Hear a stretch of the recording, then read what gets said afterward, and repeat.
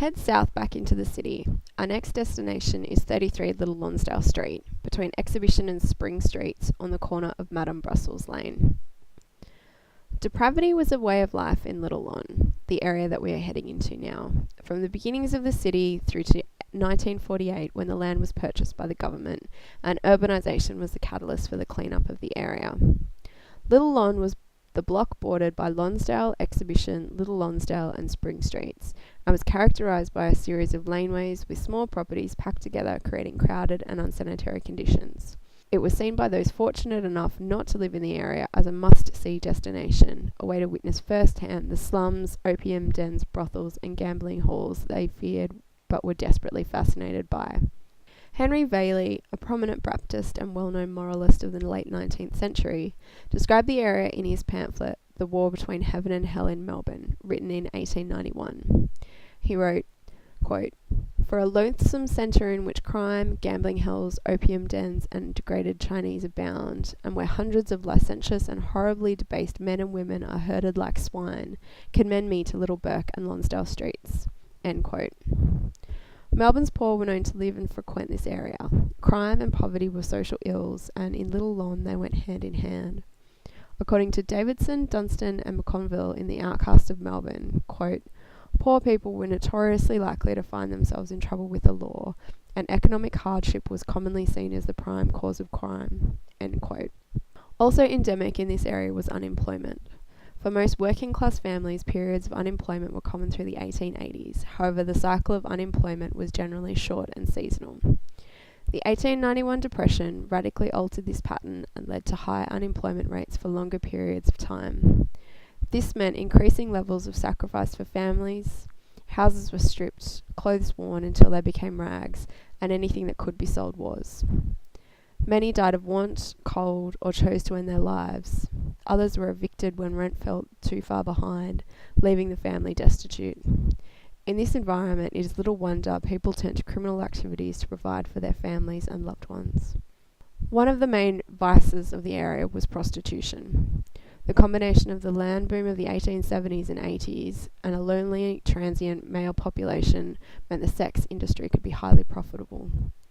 On top of this, married women did not usually view sex with their husbands as pleasurable due to the lack of birth control, and unmarried women would have considered sex out of wedlock unthinkable. This left a large hole in the market, which was filled by brothels and streetwalkers. As a career, prostitution offered high wages, a sense of independence, and comparative economic freedom for women with few skills and low levels of education. And more importantly, it was an exciting alternative to domestic service.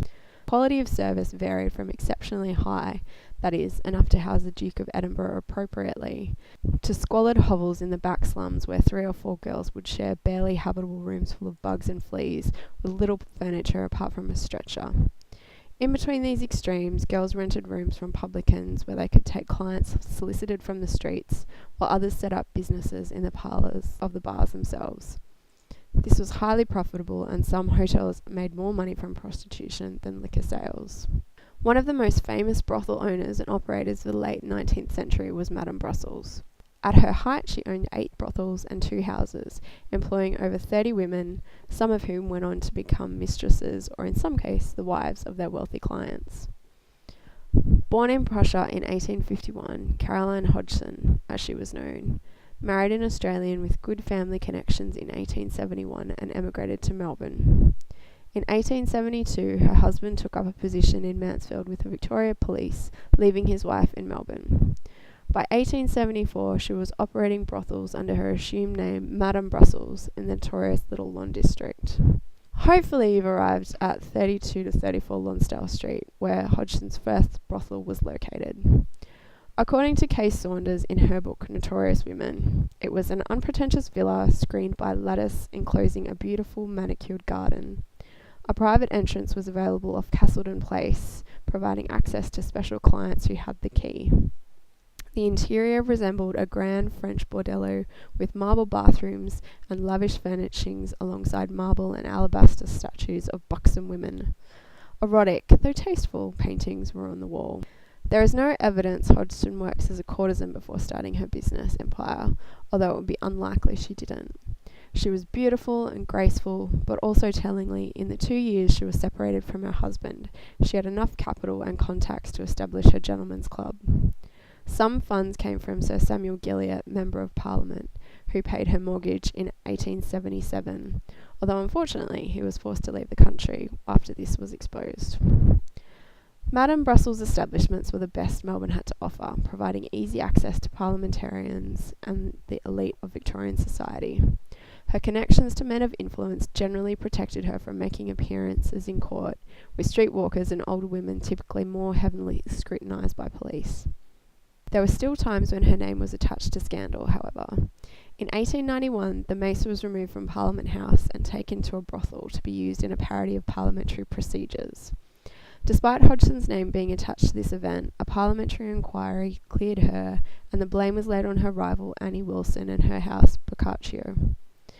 The mud could not be shifted, though, and the press continued to link Madame Brussels with the loss of the mace, something that still lingers to this day. The mace has never been recovered.